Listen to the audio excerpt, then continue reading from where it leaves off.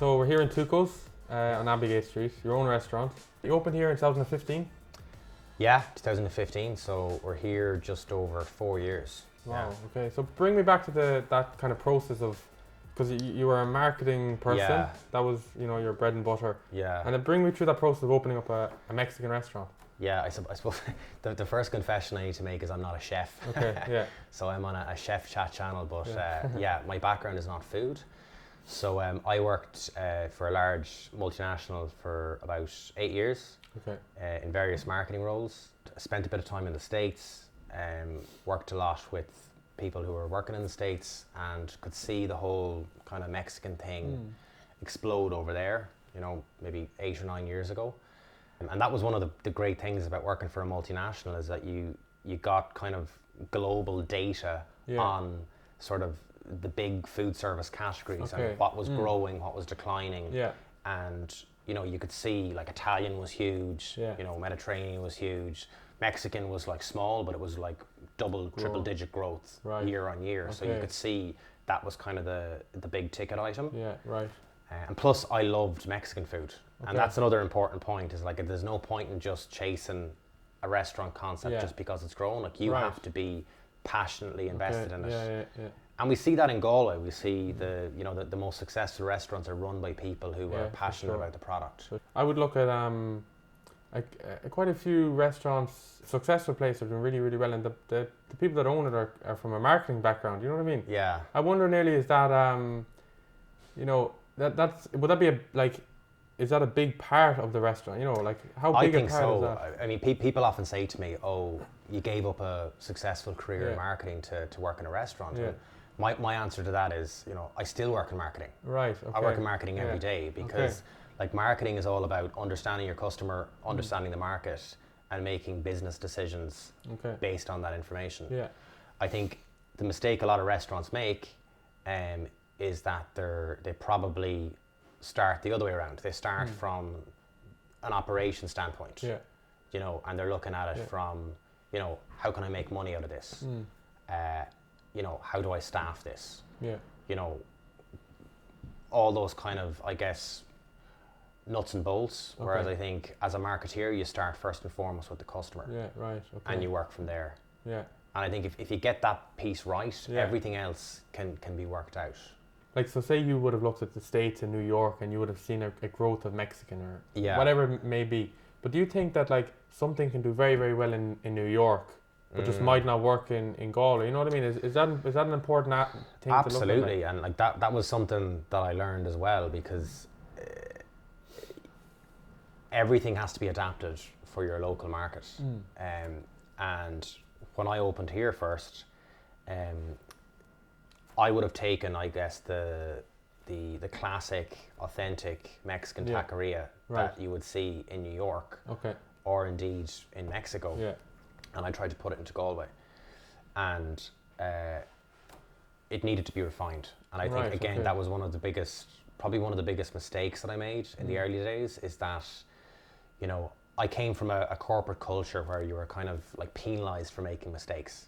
Particularly as a brand manager, whereby you'd have your brand plan for the year, and you'd be expected to execute it. Okay. And if you deviated from it based on market conditions or whatever, it was kind of seen like you made a mistake. Right. Okay. You miscalculated it. Yeah. So there was a lack of there was a lack of kind of understanding of kind of a need to sort of adjust your sales as you went. Right. Yeah. You kind of were expected to keep going with it. Whereas I think that was probably the biggest mistake that I made in the early days, is that I was very stubborn about it. I was like, no, this is my strategy, this is my menu, these are my recipes, these are my price points, and I'm going to... You didn't want to change. The one thing I've learned is that there's no such thing as an overnight success. Yeah. Do you know? Okay. I think what climbs fast can fall fast. Right, yeah. And I think what we've done well here is that we've built things very steadily. Yeah. And we've had to, as I said in the beginning, we've had to refine the concept. I've made a lot of mistakes. Okay. But the important thing is you learn from those mistakes. Yeah. And you make the necessary improvements and you move on. But it takes that time. Yeah. And I think, the one thing that people underestimate in the business, and as it grows, like your people are always important. Like your people are the number one asset you have in your business. Okay. But your processes are just as important. Yeah. And I think as you grow, that's the most important thing. Right. Okay. Like I remember in the first 6 months, like I was running around like a headless chicken. Yeah. I was the one doing everything, driving the business. Yeah. And it needs to be that way because it's your business. Like it needs to embody like your vision. Yeah. But it reaches a point in time where like it's more about the people who are working here. Yeah. Right. Like I can't physically push the business forward. Like there's 15 people who work here. Okay. They're now the driving force. Like I'm just a facilitator of it. Yeah. But for me to facilitate, like I have to give them a system and a process to work within so that it makes sense. Yeah, no, of course. Do you think that's something that I'm madly interested in, systems and processes and all that? And I was like, you'd look at McDonald's as obviously the pinnacle of that. Do you think like your kind of process that you have in place, does it just run now? Like are you at the do you have it all taken over like or? The thing is, it's a constantly evolving process. Yeah. It's not, there isn't a point in time where you have it fixed. Yeah. And that's the same for McDonald's. Yeah, yeah. They're not standing still either. Course, but the key is to have like, a culture of accumulative learning. That's kind of how I summarize it. Okay. And like, I use that term when I'm talking to the managers as well. Right. Like we have to nurture a culture of accumulative learning. So if a staff member notices something that's valuable, something needs to be changed, not only do you change it, but you share that up the ladder so that like I make the necessary changes so that the next person knows to do that. Okay, interesting. Like so much knowledge can like slip through the sieve if you don't catch it, capture it, and put it within your system. Right. Okay. Another one that I'm really interested to ask you is so you saw Mexican as being a kind of a big growth, and you're right. Obviously, there's enough of other successful places around this country that are proof of this concept working.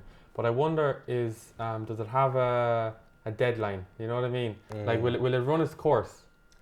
I think yes and no. I mean, I think we're probably at saturation point for burritos in Ireland. Yeah, okay. But we're not at saturation point for Mexican cuisine. Right. Because like if you go to Mexico or if you go to New York, I mean the offering within Mexican cuisine is much more expansive than what we have in Ireland. Okay, yeah. We're still at burritos and boxes in Ireland. Like we're still kind of getting people into tacos and enchiladas and quesadillas. Yeah. Okay. So there's a lot more down the kind of, if you call it the innovation funnel. Okay, yeah. And I think that's what Mexican cuisine has probably over other cuisines. More diverse. More diverse. Yeah. I mean, it's not like if you're selling burgers or pizza, you're kind of limited in terms of your scope of creativity. Right. Yeah. Of course. Okay. But within Mexican cuisine, you have a lot of options, I guess. Okay.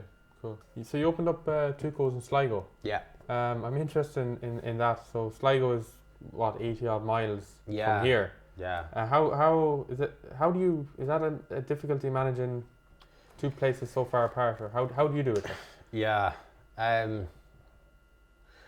guess like it's almost like what do bands call it, like a second album syndrome. It's a bit like the same. It's like your first album you've spent 5 years preparing for it, whereas your second album kind of comes out 6 months later.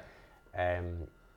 I guess it's a similar analogy, but again I go back to systems and people. Yeah. Like if you put the right people in place with the right system that works here in Galway, there's no reason why you can't replicate it in Sligo. Okay. Yeah. It definitely comes with its set of challenges, but again you can't. It's like I go back to what I say. Like as the business grows, like I become less and less important. It's more about empowering the people who are managing the restaurant. For me. The managers in Sligo, the staff in Sligo.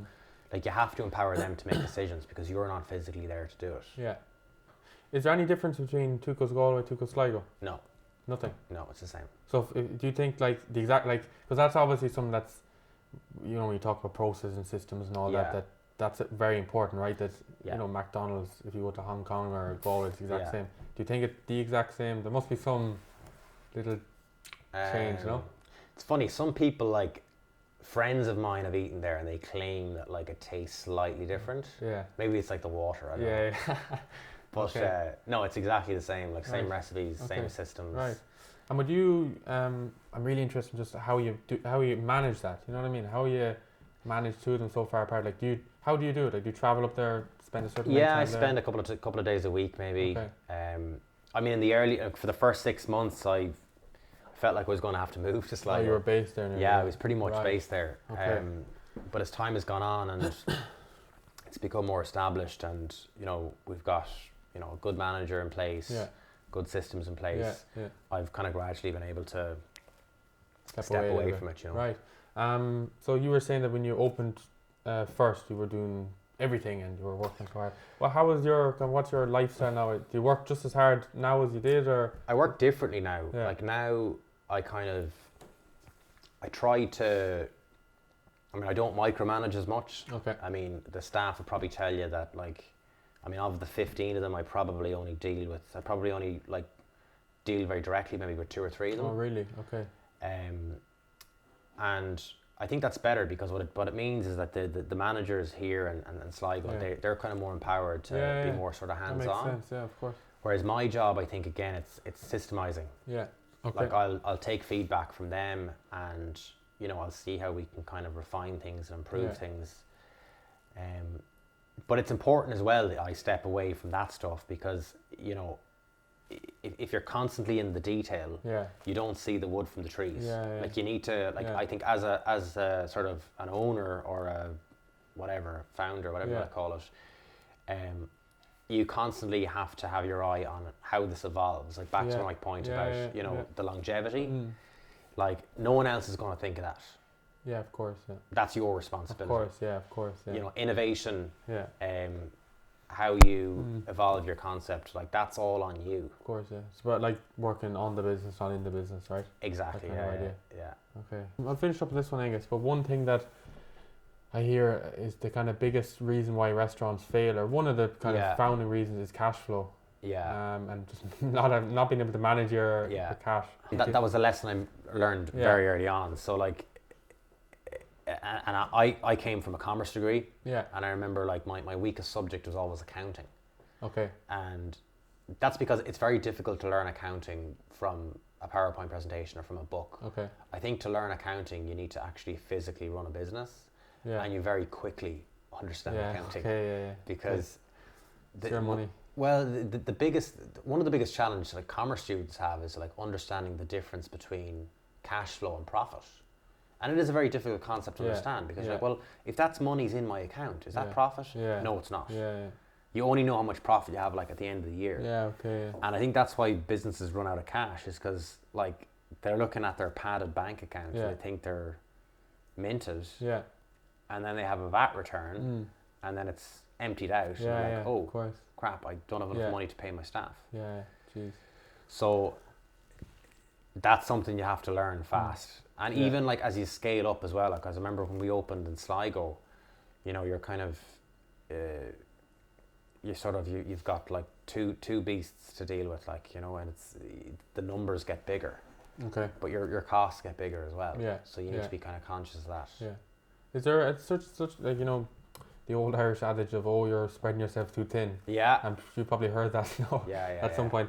Is that like as you get more places, is that a reality? You know what I mean, like that?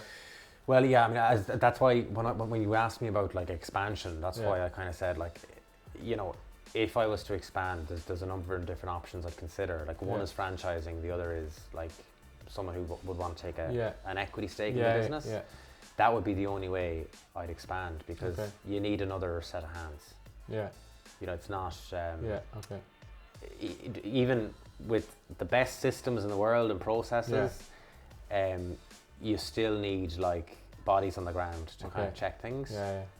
And it has been a challenge with Sligo, but I think it's been manageable because of the proximity. But like, would I do one in Kilkenny or Waterford if I'm living in Galway? Too challenging. No, too challenging. That's interesting. They're not international. That's a different beast altogether. Perfect. Yeah. That's lovely. Thanks a million. That was great. Really enjoyed that.